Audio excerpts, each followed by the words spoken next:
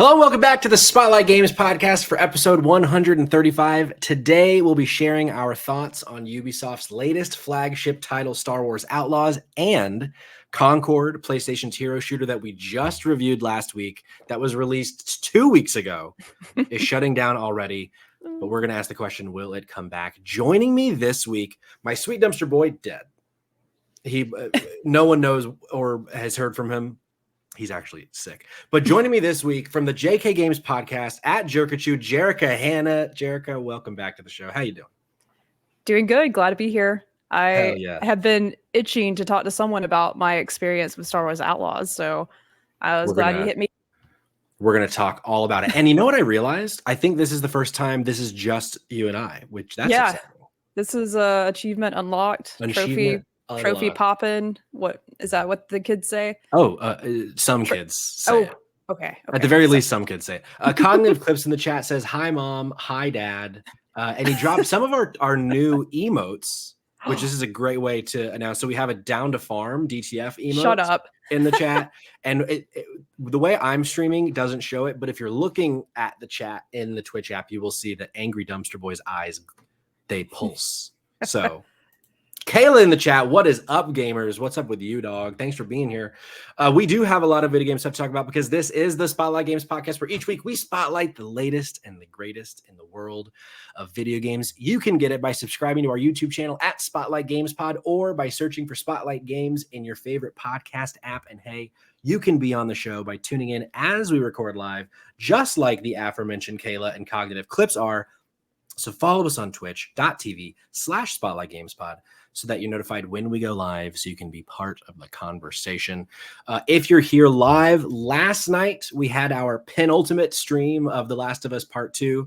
I don't expect that we will be back next week because Rose is going to be out of town, but I think we're only going to have one more stream left before we hit credits on The Last of Us Part 2. So it's very exciting. We're finally making moves. A lot of big things have happened. If you're in the know, like I know Jerica is, we've switched back to a character that we're playing as end of the game. So we're really at the very, very end.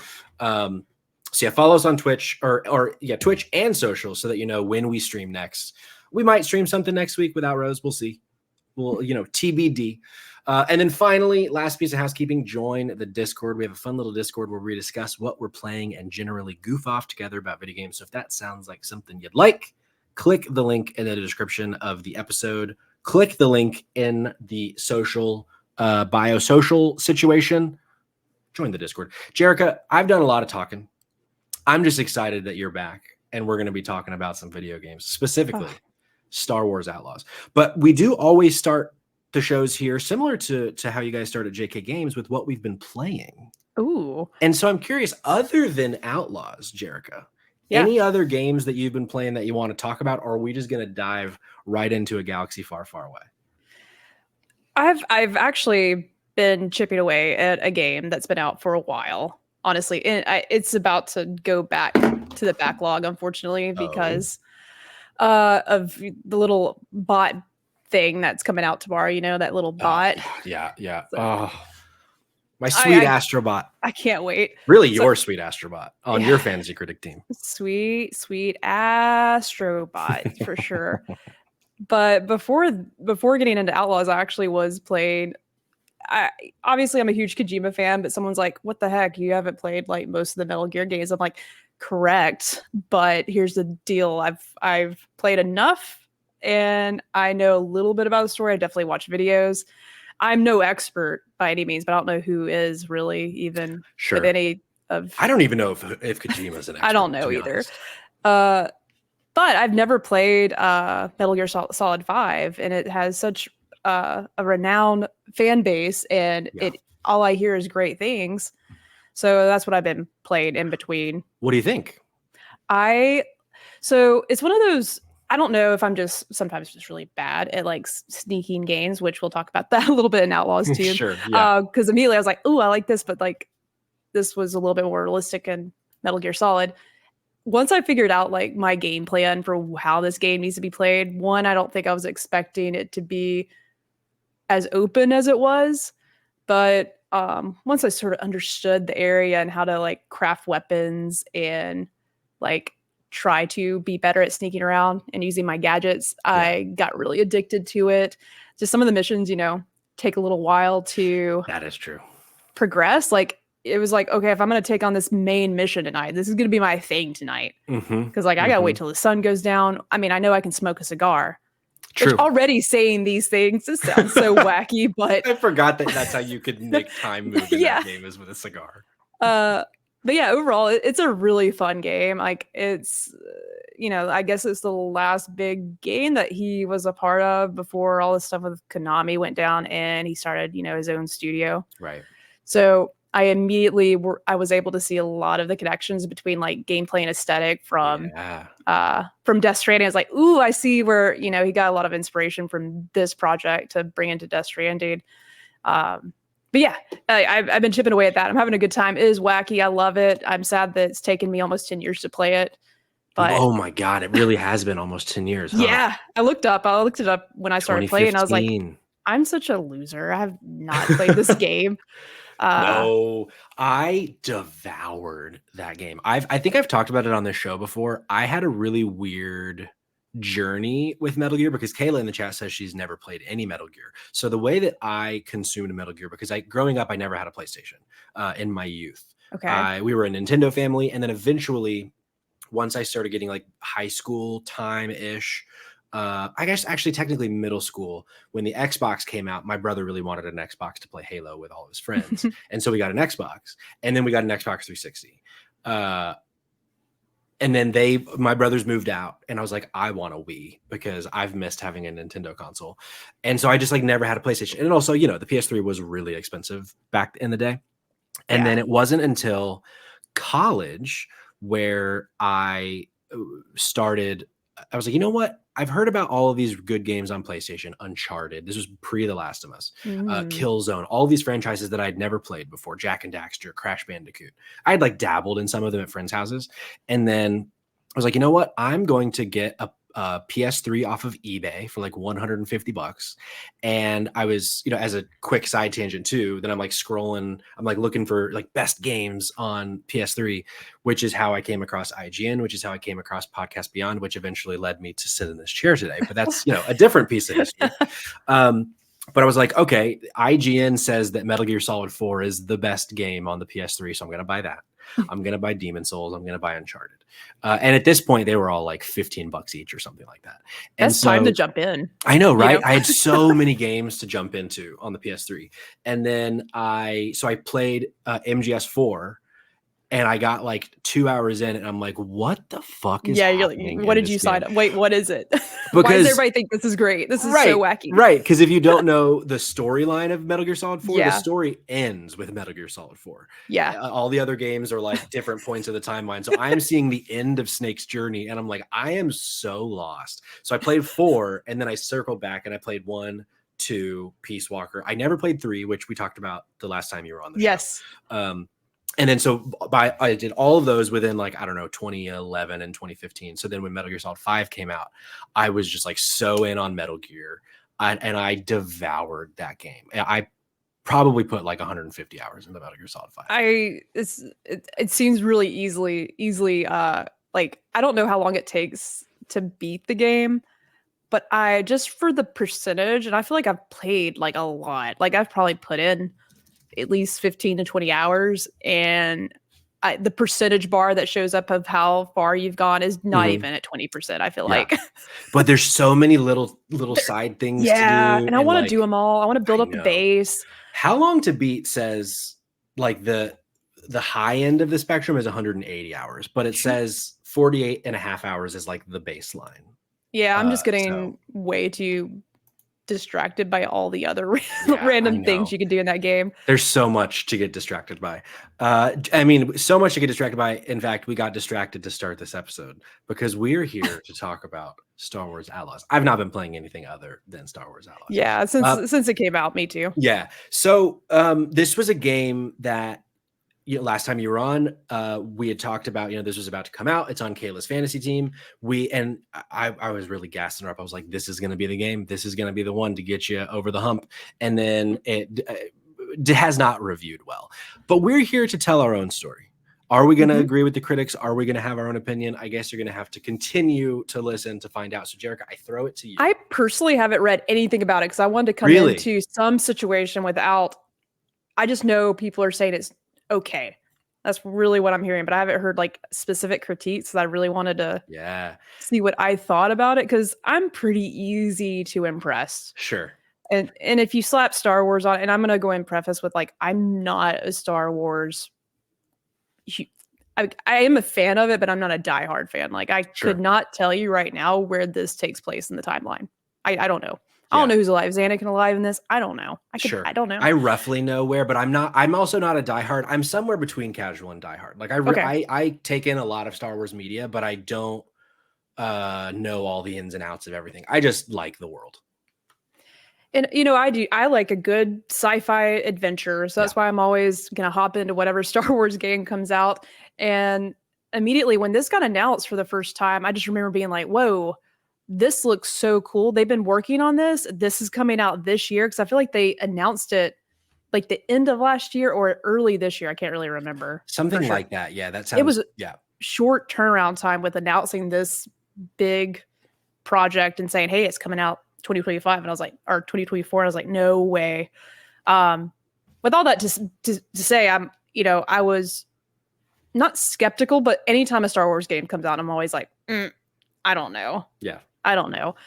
I didn't even play the last Jedi Survivor. Thank you. That one. I always call it Fallen Order, but I think that was the first one. That was the first one. Yep. Yeah. Haven't played that one either, the second one. So, but I was intrigued because it looked so good and massive. I'm a big Division fan. So I played a lot of the Division when it came out. I'm like, and that game always felt good. So all that to say, you've asked me what I'm thinking. First impressions. Sorry, I was rambling a lot about like I just wanted to set the tone for my headspace going into this game. First off, it's really hard to get it to run right on this PC. I know most games are, and I'm never going to shame anyone into using these things. I need it sometimes. Got the Game Pass, and with this Ubisoft Plus. That's right. Yeah, so that's why I'm playing. That's another reason I ended up even picking it up. I could have done that too. I completely forgot that's a thing. Well, what are you playing on? I played on PS5. Okay, so and it has been running like dog shit. Okay, I've had like 5 crashes. Okay, good to know. Because, well, on the flip side, I have a pretty decent situation under my desk with this. That sounds like, what is she talking about? My computer's down here. Yeah, and I spent probably one day, like 3 to 4 hours just trying to tweak it so it could run right. So off the bat, a little bit of an issue of just playing the game and getting it to look okay. Tough. I have a 3070. What if that means anything to anybody? That's good. I don't know a lot about PCs, but I know that's good. It's like the card before the current one. Yeah. You know, that I forget what they call that run of card. Is that what they say? Generation? Do we say generation? Thank you. There we go. The run of card. That sounds fancy. But once I tweaked the settings and figured out where I needed, I was able to finally hop on and sort of enjoy the ride. Yeah. At a glance, it's one of the most visually stunning games, even running on like not the highest quality. Like it's gorgeous. It looks amazing. Playing as Kay and controlling her feels really good. Yeah. Until you start doing specific things, which I'll get into. But ultimately, I did find myself probably the first 2 hours having a hard time stopping. Yeah, me too. And I think it was because I was so invested in the space or the towns they have created. Were just so, I don't know, they felt full, they felt robust, alive. NPCs are saying, hey, I got some information for you, or come on over here for some info, or you owe me money, or your Nix is messed up something, you're gonna have to pay me for that. Yeah, all this narrative stuff that's built with Kay, or like, I guess not her baggage, but like her backstory, and I'm sort of just thrown into it. Yeah. Immediately I'm interested, and I think it's because of the area that you start in and what you're trying to figure out. You're just trying to get off this planet, but sneaking around and listening to folks, getting Nix to steal stuff. Oh, I love Nix so much. It's Nyx is definitely a shining star in Yeah. this game. That is definitely a joy to be around. Are you still on the first planet? I'm on the first planet, but I've left temporarily and I came back. Yeah. So I've put it about 11 hours in, and a little bit before recording, I like just finally actually left the planet. And to my understanding, there are 3 other planets than the main planet, unless there's like a secret one later. Yeah. When you leave the first time, I wouldn't say this is a spoiler. You can have like the choice between a few different planets to go to, cool. similar to like a Fallen Order or a Jedi Survivor. And yeah, I have been surprised so much by this game, even though, I made it sound like it's running horribly on my PS5. It's really not. It's just crashed several times, but thankfully it's been crashing in moments that haven't really impacted me. Nothing with your saves? Nothing with my saves, okay, thankfully, good. which has been a huge thing. Man, people that pre-ordered the game and spent like $120 on this game, a lot of them had to start over, which is like, and they got early access. But anyway, sucks. It's like I keep being surprised by this game, and me too. So you went in kind of blind on what people were thinking. I consumed a lot of conversation and reviews about it, so I kind of went in with this expectation that this wasn't going to be very good. Heard reviews call it like heartless. I heard reviews just say like it didn't really have anything, like everything in it was just meh. Like all of the different mechanics and features just felt like they're all fine. Nothing works really, really well. And so I don't know if my part of the reason that I'm having such a good time playing this game is because my expectation was then thrown in the toilet. After a few weeks ago, I was like, I'm so excited for this game. And then, for that to be torn down, and then all of a sudden I'm playing it, I'm like, oh, and I'm messaging with Jordan, aka Cognitive Clips, friend of the show, and we're both like, wait a second, we're having like a really good time playing this game, right? And not to say that it doesn't have its flaws, but I am shocked at how much fun I'm having playing this game. And I think a lot of it has to do with the world, like you said. I think that first planet that you're on is so well built, and like the grass, the wheat. I don't know what it is. Yeah, you would think it's there's a grade 5 hurricane happening at all times. Like, the way that grass flows, it's so pretty. Yeah, like it's so pretty to be on your little speeder bike, riding around, getting into all sorts of little adventures, and I couldn't help but wonder because as I mentioned, 11 hours, but I've really only done a few main story quests. Agree. Yeah, me too. Like I'm getting pulled left and right, and I just want to see where that takes me. We'll talk about like the introduction of the syndicates, and like I don't know how deep that plays out, but I was immediately like, this is really cool. I want to see which side I can get the best equipment or whoever like you side with. Like you get perks, and does that? I don't know how impactful to the story that is, but immediately was just like Crimson Dawn. I don't know why. Let's talk about it. So the game has this feature or this system that's like a reputation system. So many games have reputation systems, but a lot of them I think are binary. And something that I like about this one is that it isn't. It's like, so there's 3 different syndicates in the world. They're all sort of shady. They're all right, because we're playing as a scoundrel. We're an outlaw. It's in the title. One is the Pikes, one is the Crimson Dawn, and one is the Hutts, famously of Jabba. And so as you go through this game, you'll get quests from each of the syndicates, and all of them hate each other because they're gangs. And so there will be certain quests where like the Crimson Dawn will like if you do this, but the Pikes will hate it, or the Hutts will like it and the Crimson Dawn will hate it. And then there will be these choices as you play the game. You're in the middle of like a main story quest. You're stealing something from somebody, and then a member of one of the other syndicates will be like, hey, if you give this to me, well, we're going to really appreciate it. And then you are kind of given this choice of, do I want to align more with this syndicate or that syndicate? And it creates this really fun, like Mass Effect-y feeling of the game of like, oh, these choices I'm going to make are probably going to have consequences. And then that you turn around and they immediately do. I'm doing another mission and I have to go into one of the syndicate's territories, and they don't like me now because I chose to go against them 5 minutes ago. And now all of a sudden I have to do this stealthily. And the second I'm seen, it's going to turn into an all-out battle, but then I'm messaging with cognitive clips, and he's like, oh, I did the other thing, and so, or he did not the other thing, but his standing with that syndicate was not as bad, so he could just walk right through the door. That's did crazy. the thing super easy for him. So it's like, I love that it depending on it, it's going to totally change. It's not that it's like reinventing anything. I think that maybe I need to go back and like actually read reviews now to see. I just know people were really turned off by it. So I was like, maybe it's mainly performance, or, you know, it sounds like maybe some of the things that are implemented like that, the system in the game is not reinventing anything. Sure. But I enjoy these types of games though. So I think that's why I'm enjoying it. And I'm interested enough to know what happens. I want to know what happens to this gal.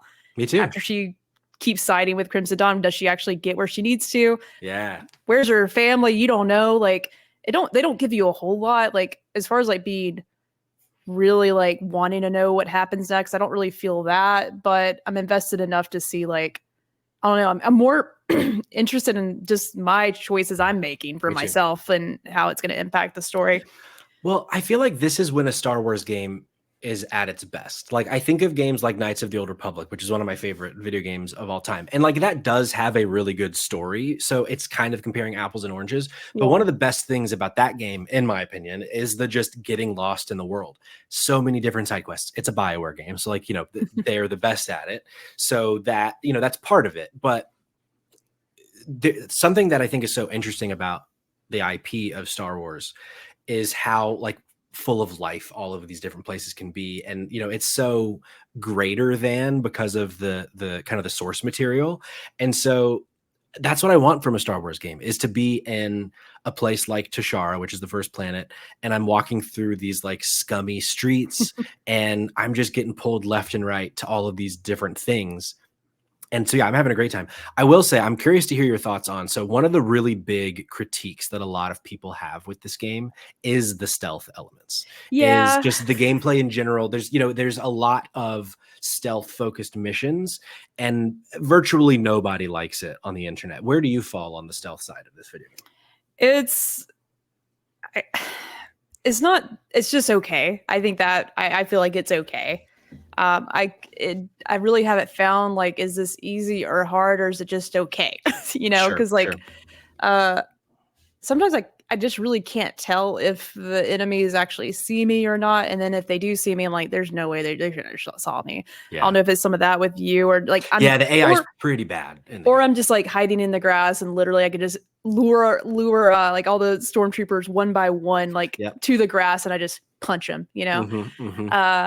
But at times it does feel like a challenge. Like, if you like, they have like the stormtroop, like the Imperial bases that are around the area that I always want to see if I can sneak in and steal some money or some codes to do something. Yeah.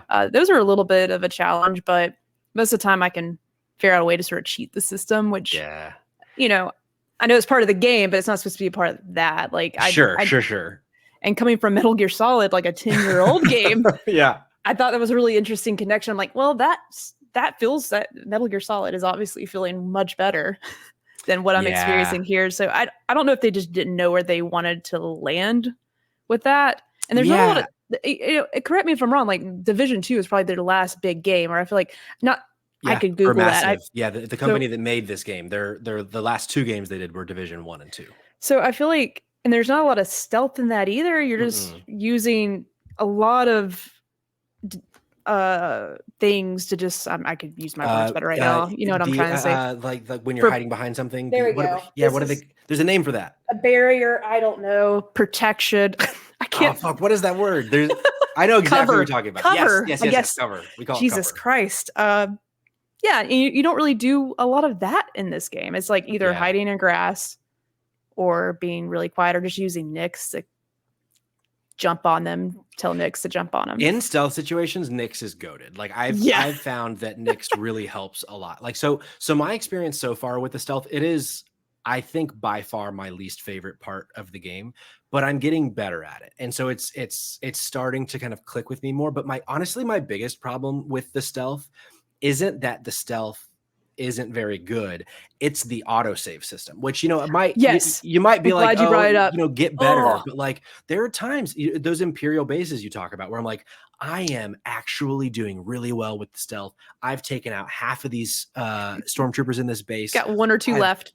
I have 1 or 2 left. I've set all sorts of traps, but oops, I accidentally missed one of the alarm systems. And if they set the alarm off, I'm going to have to restart the mission. Or one thing that has happened like 7 times, there's this thing that you can do with Nyx where, think of like an Assassin's Creed as an example, where if there's 2 people that you can sneak behind in Assassin's Creed, eventually you can like stab them both with the blade. Or if you're like in a co-op mission, like with an NPC, you'll kill one, they'll kill the other. In this game, their version of that is you can like tell Nyx to attack one of them. You take down one, and then while Nyx is, you know, on the other one's face, then you take down the other one. And like 7 times now, I've said, all right, Nyx, you get the far one, I'll get the close one, and then I will go, and I'm so clearly pressing square on the close one, and then Kay will like slingshot to the one that Nyx is also on, and then so we're both attacking the same person, and the other person is free to set off the fucking alarm. And it's like, and then I have to go back 25 minutes because there hasn't been an autosave. That's honestly my least favorite part, is if they could just make the autosave system a little more forgiving, I would be having even more fun with this video game. Yeah, and that's frustrating. Because I was like, oh man, I can't save right now. What the heck? Like, why can't I just make a save right here? I'm like, oh, well, what's the point of having a save system? Like, oh, I have to be like totally out of like a mission or out of combat. So that's a little, it's weird. It's like, I understand like a lot of people don't like the concept of save scumming, but like, it's my game and it's not online. So like, let me do what I want. There's a save button. Right. And but yeah, whenever you're in a place that you're not supposed to be, you just can't save the game. Unless it saves for you. And that can be really frustrating. And also, speaking of saves, just real quick, another little bit of a frustration I've had, because I've been wanting to like go to the left of me and play on the couch on the Xbox, and cross save, I think, is supposed to be a thing, and it's just not working either. That's frustrating. So I can't play on the Xbox either.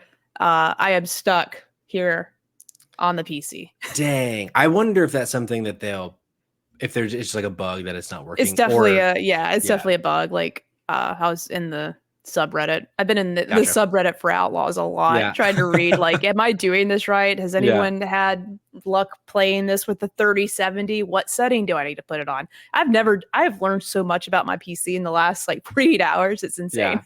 Have you played any Sabacc yet? The card minigame in the game? No. Ooh, it's so fun. I finally got to play Sabacc last night, and it's hard to explain. In fact, I had to, as I was playing it, because they don't really teach you very well, but they have like a tutorial system where you press a button and you can just like scroll through all the different rules. So I had to really rely on that. But once it clicked for me and I fully understood the rules, I was like, ooh, I'm probably gonna play a lot of Sabacc. There's a mission that you'll get pretty soon that'll introduce you to Sabacc. I like a good card game. I really like that a lot. Other things that I've really liked that we've not really talked about. I know we talked about Nyx a lot. Nyx is great. Nyx is fantastic. Best little critter. It might be my favorite Star Wars companion creature thing. Yeah, I really, really like Nyx. And it's something so cute that I think I like about Nyx is the ability to like bond with Nyx. I don't know if you've come across the part where you can like have a meal with Nyx. Yes, I did that. Yeah, that was the last play. I think that was one of the last things I did. And I was like, oh, this is so cool. And it is so cute. And the whole interaction's so long. Like, it didn't necessarily need to be, but I enjoyed every second. It could have been longer. I was like, I hope we spend 30 minutes eating this meal. It's and I've tried to go back and do it again, and it won't let me do it again. But I'm hoping that there will be more of them. Jordan in the chat says 2023 had Garl, 2024 has Nyx. You're not wrong, brother. So yeah, I don't know that I can put a number on it yet for me. Me neither. Because I'm only 11 hours in. And that's what I'm interested in. Does it get boring, or does there like I'm really interested to see how, because I want to upgrade my speeder. I got really into like looking for materials to do that. Yeah, I want to upgrade the gun, and like what else can I learn from? Because I don't know what they're calling it, but the cards, like the companion cards that you have, like the people you're learning tricks from. The more you what do they call that? I don't know. It's It's a cool called. thing where as you meet like certain types of people in the world, like a mechanic or They become a a mentor bartender, to yeah. experts. Jordan has this. Experts. They're called Okay. experts. And yeah, you unlock certain like powers through them by like essentially it's little achievements. And been a really nice system to keep me wanting to try different like ways of the gameplay of like, And oh, sorry, go ahead. no, I didn't mean to interrupt, but I feel like that might make this be something that doesn't get boring. But I Yeah. wonder how long that plays out for, because For sure. I feel like a game like this, when a game, not a game like this, but when a game can ask me to play the game in different ways and reward me for it, I think that is a really good progression system. Where, like with this, with the experts, as you get certain materials and as you do certain things, you'll be able to unlock new powers. And so one of them is using Nyx to distract someone and then shoot them while they're distracted. If you do that 5 times and then get a few like trinkets, then you'll be able to unlock a power. And I didn't think to use Nyx that way. I thought to use Nyx in a way of like distract them and then either run past them or distract them and punch them and knock them out. yeah. But now they're like, okay, no, actually just shoot them. And then, so it's like, asking me to try a different method. I don't like the method, but I got to try it and I was rewarded for it. And I really like when a game's progression system can ask that of the player. But Jerica, here's a question for you. Mm-hmm. And this is something that originally was your idea. It's going to sound like mine, but it was yours. Yeah, but you took it and ran, so I appreciate you. Sure. This game, while it does have a lot that we like, it also has stuff that we don't like. There's some missing things from it. And so we're going to play a little Would You Rather with a few different questions about, things that you like. Would you rather have this in a Star Wars game or that in a Star Wars game? And we can have it in the context of Outlaws, or we can just in general with Star Wars games across the board, kind of what would we prefer in terms of certain systems. So first one, we've been talking a lot about Jedi Fallen Order as another game and Jedi Survivor, where you play as a Jedi. So first, would you rather, do you prefer wielding a lightsaber in a Star Wars game or wielding guns in a Star Wars game? I think since playing Outlaws, even though I can also say like the gunplay is not, it's okay. I don't know what about it would be a cherry on top that would add to it, but I love, that's why I asked or sort of wanted this question. I've enjoyed not being a Jedi for once, or not being like the most powerful character in the game. Yeah. Or at least, not a Jedi. I think it's really cool. I hope there's more opportunities to do this in other games. I'm glad this is happening. And I hope this don't scare away folks that never tried to do a story like this in Star Wars. Me too. And you had posited the question in a different way. Would you rather be a Jedi or an outlaw? And I actually, that version of the question, yeah, I actually do choose outlaw. If it's just lightsaber versus gun, I think I go lightsaber. And the difference in my mind there is I think of games like Star Wars Bounty Hunter, where you play as Jango Fett. You got your dual wielding pistols, that is a fun game. That's pretty badass though. Or it's badass. Or I think of Republic Commando, which is like a first person like tactical shooter, which is cool, but I prefer to be a Jedi to those things. But then it's really fun to be an outlaw, like, because you're kind of straddling that line of like, am I bad? Am I good? Am I good bad? So it's like it's fun, kind of being able to immerse yourself in that like kind of role play, I guess. Next one, single protagonist. So like Star Wars Outlaws, like Cal and Jedi Fallen Order, or a party system like a Knights of the Old Republic or another Star Wars game with a party system. I'm definitely gonna always be more the merrier. I did enjoy the first Jedi Fallen Order, that one. I enjoyed getting all the companions, like at least on the ship and talking to them. Like I think that helps you when you make decisions, even though there's not like a huge decision system in that game. Obviously, I'm going back to Mass Effect. Just hearing their reactions to my choices helps me either feel even worse or like better about my decisions. Right now, it's just sort of K, and Nyx isn't really, he's down for whatever. But I don't have immediate repercussions for the character with people that care, like that they care about. So you don't have any. You don't feel bad about doing the bad stuff so far in Outlaws. I agree. I like a party. Have you ever played Knights of the Old Republic, Jerica? Yes. I've never beaten it because it was also during that time I was just young and dumb little dumb little kid that just wanted to play What a Spyro. dumb little kid. Maybe not that young, but like, I could at the time didn't care, but I played a little bit of it a little later. I've just never finished it, but I was really hoping for the remake. I don't know if that's ever going to happen, unfortunately, but me too. But maybe someone else will do it, or maybe that game will exist one day. Fingers crossed. I don't necessarily want to just like change the subject about Knights of the Old Republic. But because it's one of my favorite games. My fear with that is that they would like change the combat system and like change too much about the game. They absolutely would. Yeah, I do see that Final happening. Fantasy VII route. Yep, it's like just make it turn-based still. Stop time. It worked then. It can work now. But anyway, so maybe it's good that it's not happening because I definitely see them like gutting that. Unfortunately.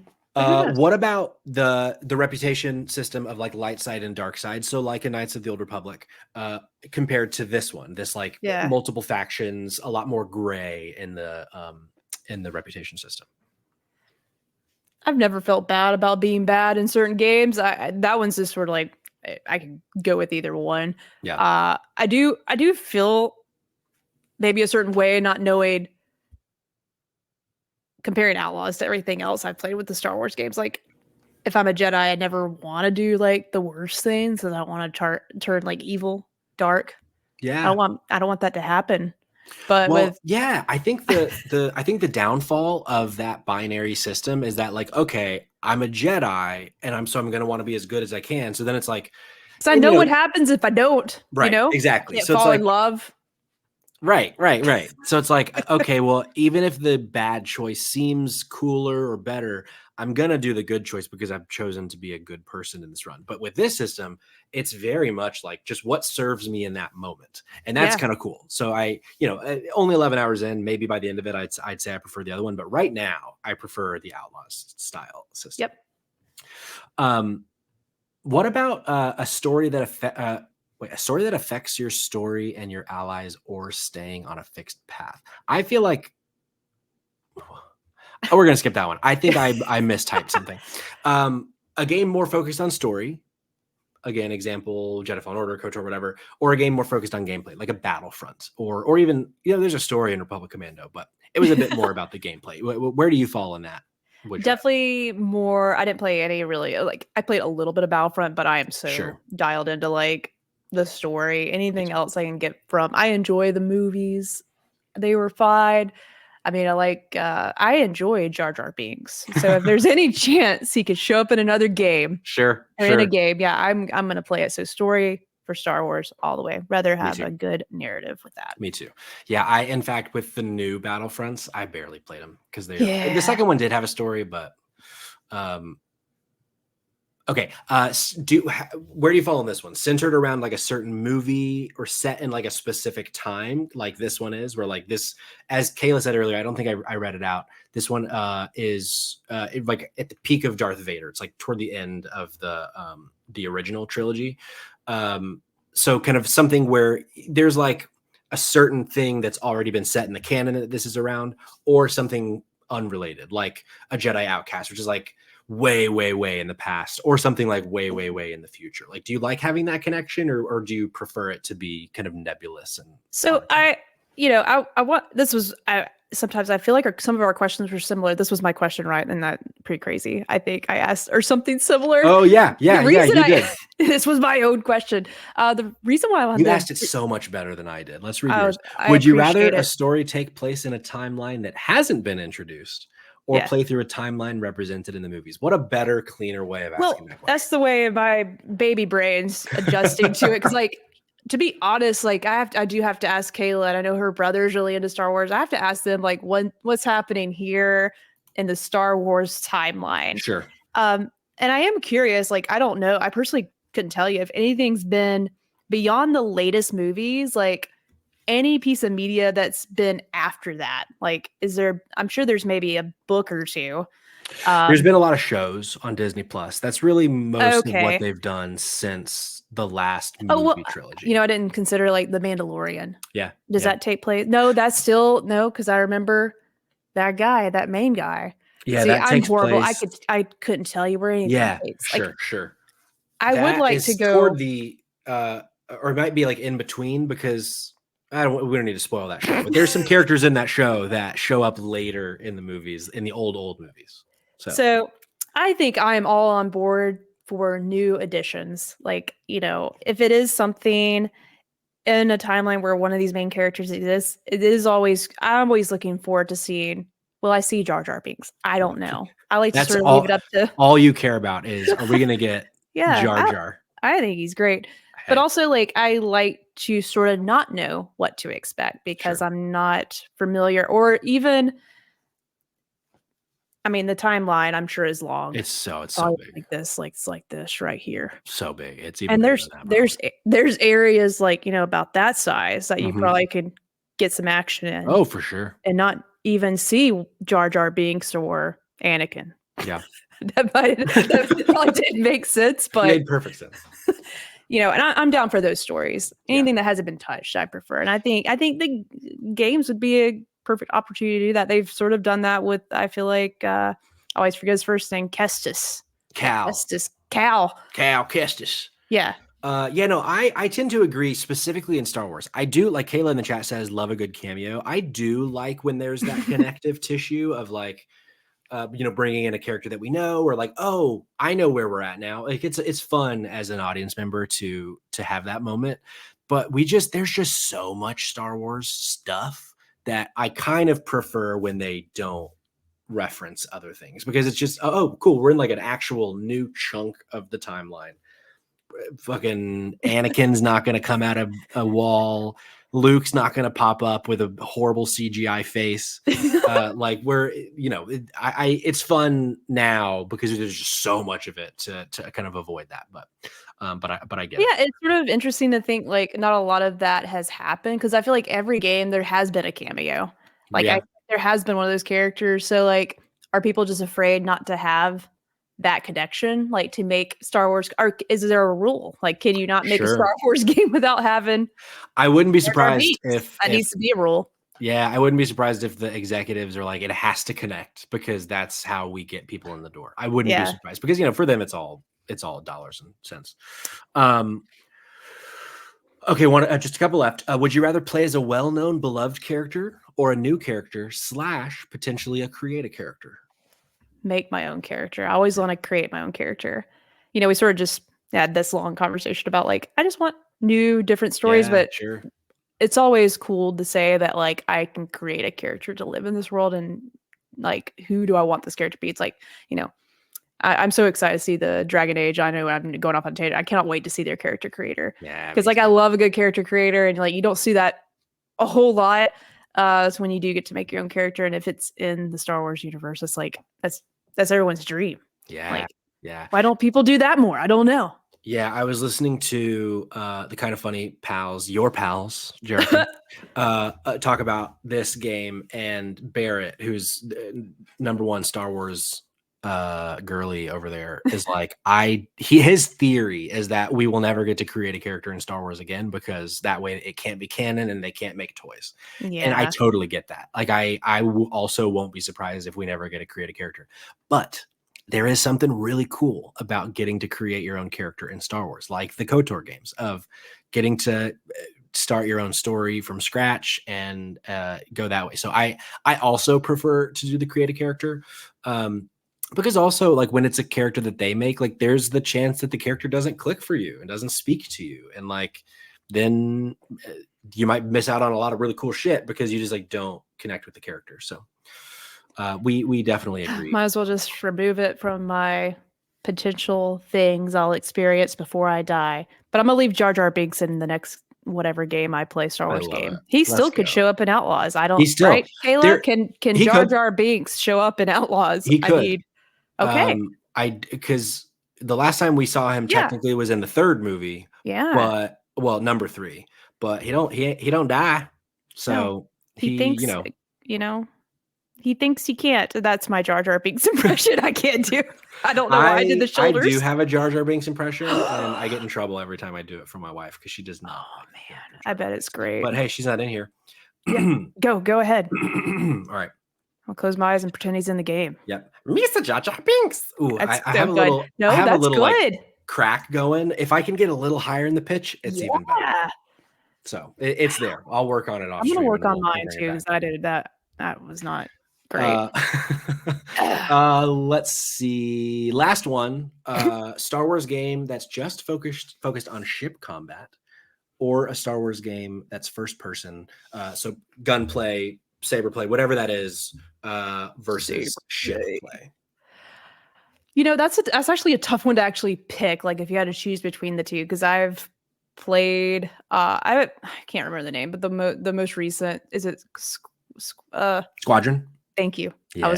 I wanted to say Squad, and I was like, wait, I think it's something. Yes, I played a little bit of that, and that was really fun. Did I finish it? No, I got distracted by something else. But I do appreciate, and I played a lot of some game that was on the PlayStation 2. There was like a few different ones where you just drove around in a ship, and you know, even the one on the GameCube, whatever that one was, that was really phenomenal too. There was like I forget the GameCube one. Yeah. I just remember it. It was probably not a great game, but I enjoyed it. Jake Twitch in the chat says, please host the next Star Wars themed podcast in that voice entirely. Yes. I bet it does. I bet it if we need to make it sub goal for Jar Jar Pod. Oh my God. Misa wouldn't say no to that. I would love to interview him, you know. Hey. Truly there's got to be a mask out there that I can put on. Please. There's a lot of questions I have. Yeah. There's so many questions about Jar Jar. I agree. Or wait, what did you say before I agreed blindly? I don't want ship combat. Oh, you don't like ships. Okay. No. So I don't agree because you said you like ships. There we go. Okay, yeah. Oh yeah. I enjoy occasional battle in space. I don't mind occasional battle in space if it's occasional. But I don't feel like I have ever felt like anyone has truly nailed space combat, in my opinion. Like, I feel like this game already, the little bit that I've spent in a ship, because at this point, there's kind of like a known like language for how controlling a ship in space feels. And I just feel like it doesn't click in my brain, where like one stick will be like this axis, rotating, and then the other one will be the other axis. And I'm like, I just always get turned around. It doesn't click in my brain. And I'm like, what? It doesn't click for me. And so if there was a way that it could click for me, then it could be cool. But just so many times it's not a type of game that I had a joystick for that last one, Squadrons. Like I got a specific joystick to play, so that made it a little bit easier. Okay. Because I do like a realistic flight sim, so that's why I enjoyed that one so much. I would like to get back to it. Sort of forgot about it. I mean, being in the chair with the joystick, that might be different. It's different. Yeah, it made the experience a little bit more enjoyable. Yeah, I bet. But if I only had those for the rest of my life, I would be sad. Yeah, me too. Because then like going back to one of our previous ones of like, not that they can't tell a good story and like a ship only thing, but you know, it's not the same. But yeah, so that's all of our thoughts on Outlaws for now, and just Star Wars as a whole, and what we would prefer in certain types of games.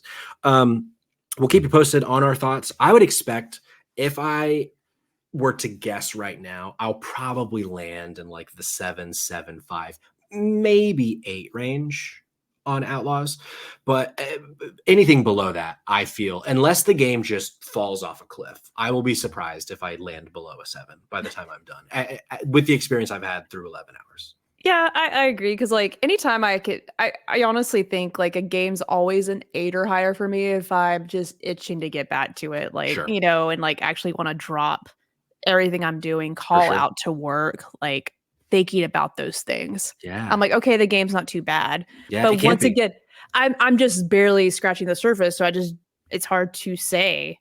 And with that little bot coming out tomorrow, it's going to be tough. I'm going to have to give him some attention. So I know. I'm so excited to play Astrobot. And the reviews today, it's got like a 95 on OpenCritic and Metacritic. Oh, come on. Butter sliding off the pan, the hot pan. I think we might be right. I think it might be a little game of the year contender. Yep. We'll see. Okay. Let's talk about something a little sad, a little disappointing. Concord. So if you listened to last week's episode, whether you were here in the chat or you listened at home driving your little dune buggy around, we reviewed it last week. We brought friend of the show, twitch.tv/GWT Mori on. He gave his thoughts. In fact, once we're done here, if you want to go watch him play Concord until it dies, he's streaming for the next like at this point like 18 hours for a 24-hour stream. Got to play a little bit with Jake twitching in the chat. I had a great time playing Concord, if I do say so myself. But it was announced at the beginning of this week that they are taking the game offline. I am pulling directly from the PlayStation blog right now from game director Ryan Ellis. He wrote, Concord fans, we've been listening closely to your feedback since the launch of Concord on PlayStation 5 and PC, and want to thank everyone who has joined the journey aboard the North Star. Your support and the passionate community that has grown around the game has meant the world to us. However, while many qualities of that experience resonated with players, we also recognize that other aspects of the game and our initial launch didn't land the way we'd intended. Therefore, at this time, we have decided to take the game offline beginning September 6th, 2024, and explore options, including those that will better reach our players. While we determine the best path ahead, Concord sales will cease immediately, and we will begin to offer a full refund for all gamers who have purchased the game for PS5 or PC. If you purchase the game on PS5, it goes into like ways that you can get refunded. And then it finishes by saying, we'll keep you updated and thank you again to all the free gunners who have joined us in the Concord galaxy. Jerica, I was dumbfounded. I was befumbled, as Hannah B from The Bachelor many years ago would say, from your great state of Alabama. Yeah. Yeah. And 2 weeks after it went online, they're like, we're pulling it. Refunds, going offline. And the way that they word it is like, we're going to explore options. Yeah, it's no commitment. What do you think's to what going on? Like, do you think this game comes back? Do you think it dies? Like, where's your head at on this? It's so strange. Like, I don't think that I remember one of my friends, Chad, was like tweeting, like, has this ever happened before? And I literally can't think of anything that's been pulled or removed that harshly. And then with the statement, like, we don't really know where this is going. Yeah. And like, just to know like how, when I've only played like a smidge, and I've watched my girlfriend play more of it than anything, and she got really hooked onto it. Yeah. And I kept telling her I was going to play, and I've waited too long. I guess I could still hop on right now, but so what you're saying is this is your fault. It's probably my fault. I thought about it the last few nights thinking, man, if I would have just played, it would have made a difference. Man. But no, like it's very strange. I honestly don't know. I already knew obviously based on the results that we were seeing with it, that it was not in the best place. But my head's like, this game just needs a little bit of love, like support. Maybe it can push and get somewhere, because there's definitely a lot of heart there. And I think once they, from what I could read and what I could see, like play with Audrey just for the few rounds, like maybe tweaking some of the characters would make a difference. Give it time to breathe and like figure out what it is. But I don't know, like, is there a point where they just really were literally bleeding money keeping it up? I think that must be the case. That's what she said. Sorry. That was I don't know if I could. Damn. My bad. No, not bad. That was very good. There was someone that tweeted over the internet. They tweeted over the internet and the weekend. I want to say it was maybe Matt Piscatella. It was one of these like industry analysts that talk about numbers all the time. And they said that the game had only sold 25,000 copies by that point, which was over the weekend. So 2 days before they pulled it, or announced that they are going to pull it rather. And so if that report was true, that the game had only sold 25,000 copies, I mean, that is like, failure doesn't even begin to describe what that is, because the game had according to CNET, between $100 and $200 million budget. 25,000 copies at a $40 price point, not even close. It was evident that it probably it took that to make this game. Like, it is like a really high quality. The cutscenes are gorgeous. The characters are like visually stunning. I didn't see one thing out of place. It seemed functional enough. Like, I didn't see any kind of technical issues with it watching Audrey play. That's, I think, the biggest surprise to me is that, like, I understand, like, we talked about it last week. Like, there was feigned controversy around this game supposedly being woke. It's bullshit. Like, there's nothing woke about this game. There's not, like, literally like, that's not the issue. But I truly don't believe that that is the reason this game failed. I think that's part of it, but that audience is not big enough to keep the game to only sell 25,000 copies. I think, unfortunately, the Those real folks reason. are already playing something else. Exactly. Honestly, they probably aren't even. Like, they're probably just shitty people that hate themselves. But yep. I think it was a mix of two things. I think it was a mix of the marketing. I think this game was really, I can't even say it wasn't marketed well. It just like wasn't marketed. Literally one of our best friends, big gaming friend. He's been on the show. Nintendo expert Josh, like always in the know.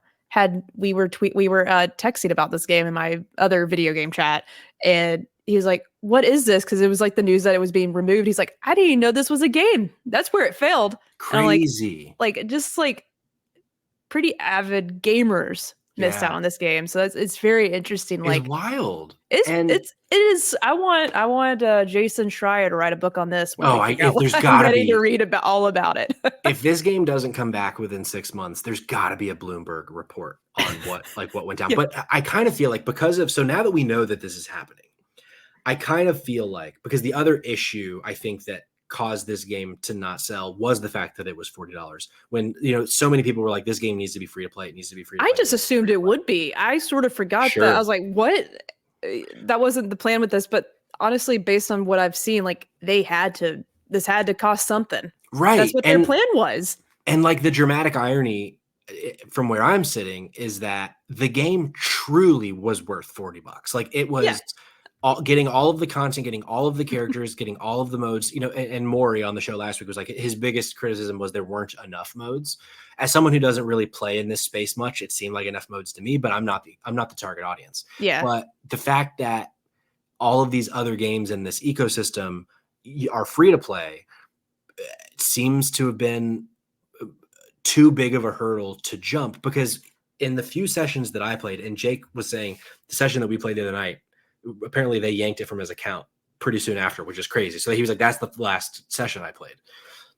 In that session, and then another session that I played a couple days before, the amount of times that we would play the same people, and not even back to back, Jerica, it would be like 7 matches in a row. We're playing like the same 4 people. I was like, wow. It really felt like there must only be like 60 people playing this game at that point. That's surprising. So, I know, because the game, there was so much polish. It's honest. I mean, it's the first game of this style that has ever brought me in. Like I've never really been interested in any hero shooters. The last time I played a multiplayer shooter was like Halo 3, really. And that was pre any hero shooters. And so it was a good game. But now, with all of that aside of, what caused this, we'll never really know what caused it. Now the question is it actually going to come back? And I don't know. Like, with a budget of nearly $200 million, if they truly only sold 25,000, I've got to assume that they want to make something back. Well, but then now they're going to have to invest even more. Yeah, or where do I'm just afraid, like, obviously I do not work in this industry, but sure, I have some experience in other things. Like, obviously, if you're not hitting your goals that you have for the first weekend at launch, to the point where it's pulled from you can't get it anymore. That had to be the Mayday point. And do they look inside to see who they can keep on, and what are they going to do to like try to get? They probably won't make up for what they spent on it. So like, how did they get anything at least closer to? I don't know. Like I don't know. Like I have no idea. I see it coming back if they can create a game plan where they could make some of their money back. But then it's like, I don't of all the gaming genres, right? Like this is the genre that I honestly know the least about. Like I don't really know truly what sets a free-to-play game apart from a game where all the content comes, other than like, the assumption being you got to buy certain characters, you got to buy, like with battle passes, like in Fortnite, like it'll help you get progression. But like that's not, you don't just flip a switch and all of a sudden the system and systems around the game are built to support that. Like it's going to take time and resource and testing and all of these things to get to that point. And I'm afraid that they're not going to want to take that chance. after the final version supposedly only sold 25,000 copies. But I really hope it does, because I really do think if they could release this game again in 6 months, 12 months, whatever, I do think it could find an audience, because the game genuinely is good. Yeah, they definitely have something or be able to utilize what they have to do something extra. Mhm. Like how much more, to add an extra mode that is different from what you typically see in these games. I'm not really a big hero shooter person either. Like I've played a few rounds of Overwatch. That's about it. And it didn't hook me in, but I don't know, like what's something that can separate it from the rest? Sure. That they bring into, what am I blanking? Sorry, it's been a long day. PlayStation Plus. Where it is free, like it is. But do they add in like a season pass or something with these new modes? Like what are they they're gonna have to do way. Yeah, and I went on another tangent and I was like, what was No Man's Sky's budget? Like what did they spend initially on their project? Not that that's really comparing it equally to, but you think about the success stories, like failures before, and how it's just not this type of game though. This is even harder for them because of the type of game it is. Right. Because Cyberpunk came back and like really fixed some things. The DLC blew me away. So good. And then even No Man's Sky, like look at it now. Yeah. Like it's insane. So like they're releasing new modes all the time, new game types, and that game is thriving. So it's just, this is a new one. It's a whole new type of, I don't want to say a new type of failure because that sounds bad, but like it's a sad situation. Yeah, and they're in really the stinks. worst competition right now with that. So yeah, I feel so bad for the Firewalk team, like, and especially too, like, so speaking of Maury, who we've brought up a couple of times, who has been playing so much, being in his streams, it is crazy the amount of people that will just pop in to say hateful shit about the game and just be like, oh, glad the game is dead. Crazy. It's that makes no sense. It's so wild to me. It is. It's to the point where I'm just like, and that it's like, I honestly, like, the number one thing that makes me sad is that, this must feel so bad for the people that made the game. They deserve better. Now, all of their their work just doesn't exist anymore, really, other than like on Twitch streams that will be like VODs on YouTube. But they spent almost a decade working on this game, and now it's going to be gone. Hopefully it comes back, blah, blah, blah. But honestly, I just hate that those people are going to feel like they won. And it really has nothing to do with them. Those people being the people that are dropping in the chat and being like, well, surely they know, I know it probably, I couldn't imagine, but I'd still feel really proud of my work because I made something really freaking awesome, even though the world is hating it. For sure. But this, I'm sure they're getting responses from people that are really impressed with what they've been able to create. It just sucks that it took 10 years or whatever, how long to make this type of game, which is, I want people to create where their heart and their passion is. But was this a decision that in the moment we didn't know that would be like, yeah, this would be the best idea for this game? Or did it was it something else? And then someone important with a lot of money that had the choice, like, told them to make this kind of game instead? I bet, because word on the street is I think someone at the studio said that they'd worked on it for 8 years. And in those 8 years, PlayStation acquired the studio. I don't remember whereabouts in the 8 years. I feel like it was within the last 2 years. So I bet this was their vision, to a certain extent from the beginning.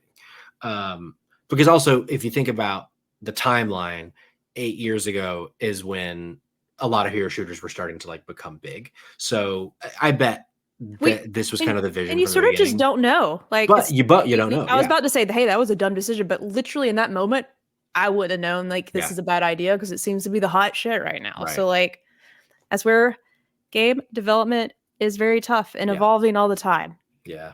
I don't know. Well, if you happen to be catching this on YouTube later and you worked on the game, hearts out to you, because you made something really cool. And it thinks that It was it's visually going away. stunning. I looked at it multiple times, and just because I didn't play didn't mean I didn't want to. Sure. I was just really tired when I got home from work. Well, most days. Fingers crossed that you will be able to play if it comes back in a free-to-play capacity, either later this year or next year. Probably next year. I doubt it would be by the end of this year. I'm leaning towards we will see it again. Yeah. But I bet it's in obviously I feel like it's going to be part of a PlayStation thing, Probably. Yeah. I don't know. Yeah. Like it needs to come back in a way that it will pull me back in and want to play. Yeah. Like I need it to have a little bit more flair, a little bit more, I don't know. I need to see more of my friends playing it. For sure. I need more time to get good at it. We need to get that chance. As an expert, because I'm an expert on business strategy for video game development, I feel like something that would really, I think, set it up for success is, they go free to play, but then they release it on PlayStation Plus. And if you're a PlayStation Plus member, you get the first 3 months of a battle pass for free, or 2 months, or whatever. That's a good idea. So hey, that look way, at you, expert. Business expert here. Chief Marketing Officer over here. But that way, get people in that, I already pay for PlayStation Plus. This isn't going to cost me a penny to try.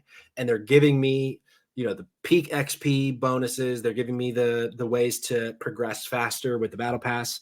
And then give it to me for a month, 2 months, 3 months. And then hopefully by the time that period ends, they've gotten me invested and they want me to then give them $10 a month or whatever it is moving forward.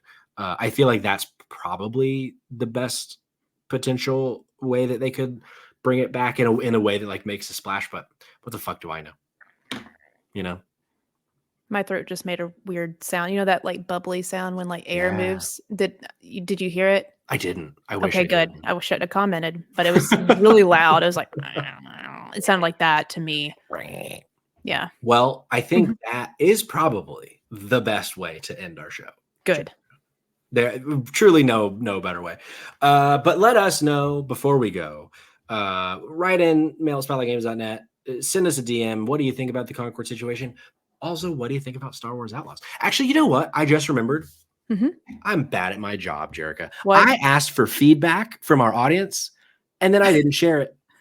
I asked for people to let us know what they think of Star Wars Outlaws, and then I didn't. So I'm going to read. Just like Jordan. A business expert would. I know. Well, I'm a disappointment. But I'm going to read what Jordan, a.k.a. Cognitive Clips, thinks about Star Wars Outlaws because he took the time to write it. He says, I'm something like 12.5 hours deep and having an absolute blast with it. Okay. I love this world and trying to carve out my niche with the syndicates. It's such a dynamic reputation system, and I love that it's a balancing act between multiple groups as opposed to just do good things for good points or do bad things for bad points. This sounds like some of the things we said, Jerica.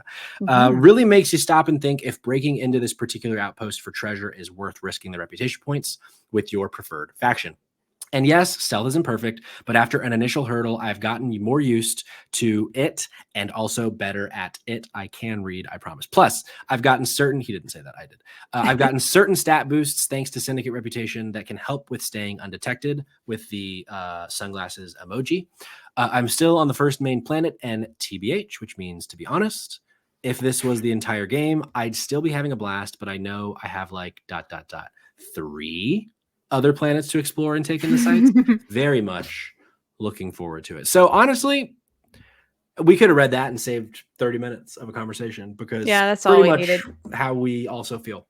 CC always in here to drop the true facts. Dropping them true facts. Jerica, what a pleasure to have you on the show. Thanks for coming back. Anytime. Where can the folks at home follow you on the interwebs? You can follow our show, me and Kayla's show, JK Gates podcast, on every social media platform. Let's go. I was trying to be menacing. That was good. Thanks. And also, you can follow me on red and Jerica. I put it in my title this time so people would really know what I'm saying or how to spell it. I'm not a jerk, but it's part of this right here. There we go, right there. I share the story and no one ever asked me. I have a niece that calls me Jerica, and then I like Pikachu, so I put it together and it was just really cute. But I realized it says jerk at you, and I don't know why I did that gesture just now. No one. I don't want anybody thinking I'm trying to do that to them. No one can know. That's what it's about. Yeah, go follow Jerica. Go follow JK Games Podcast. Uh-huh. In fact, you might have been watching from their Twitch channel because we were co-streaming. Oh, on I their forget Twitch about channel. that. So hey, welcome home, Welcome home. you Welcome home. folks. Welcome back. Shout out to Kayla who was in the chat earlier. The K of JK Games. Yes. Always love having y'all on. An open door policy here for y'all. Thanks for being here. If you want to follow us, if you don't already, if you just stumbled into this video on YouTube, we are at Spot Games Pod on Twitter or Spotlight Games Pod everywhere else. That is Instagram. That is Twitch right here. That is YouTube. That is, what's the other one? TikTok. Yeah, that one too. Wow. We normally record Tuesdays at 8 p.m., but this week, it was my wedding anniversary on Tuesday. Oh, you snap. could only come in on Thursday. So stars aligned. We had a Thursday show this week, but next week we will be back on Tuesday. And then Wednesdays, we normally do our video game streams, although even though next week we probably won't. But we're going to try to be better about them weekly moving forward. So thanks for being here. Make sure you like, subscribe, all those things. Thanks for your support. Thanks for listening. Thanks for watching. Until next time, it has been our pleasure to tell you our opinions. I don't know what to do with my hands anymore. Goodbye. Goodbye. Goodbye.